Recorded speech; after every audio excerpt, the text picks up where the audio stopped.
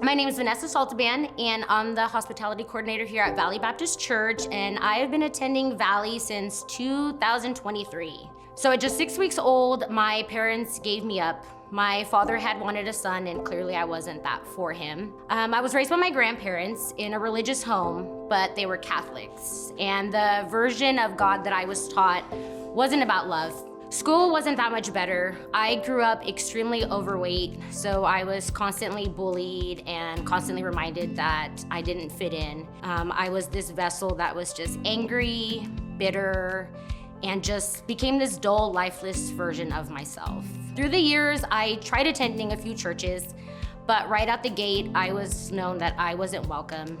Everyone just saw this drunk, overly tattooed single mom, and that's all they saw. And I allowed how people treated me to alter how I viewed God, and I convinced myself that He didn't want anything to do with me either. But God used my daughter to show me that that wasn't the case. Faith wasn't something that guided our home, but yet I enrolled Kira in a Christian preschool, and she just found so much joy in the Lord, like a joy that I didn't even know was possible.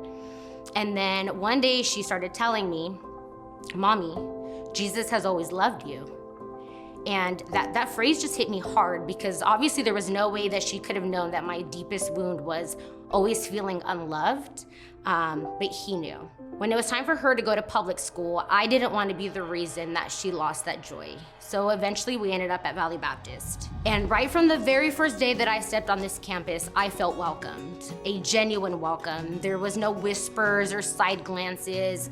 People actually made eye contact with me instead of just staring at all my tattoos. And for the first time in my adult life, I had actually made it to a seat. And for the first time, I heard the gospel, that Jesus died for me, not because of my past, my appearance, definitely because I wasn't lovable, but because God is loving.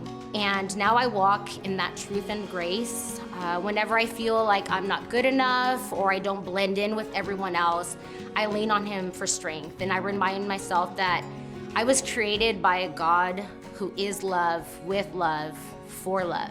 And that has completely changed my heart. It's changed my home. It's changed my marriage. And to me, serving is Christ's love in action. So it is such a blessing to be able to serve alongside the same people that welcomed me, and to be that welcome for somebody else, to tell people who feel unloved, judged, or like they're just not good enough, that that's not the truth, that they are loved, they have a purpose, and there's a place for them in the kingdom of God. And Jesus isn't waiting for them to be perfect. He's just waiting for you to say yes. And if He can change my life, I promise that He can change yours too.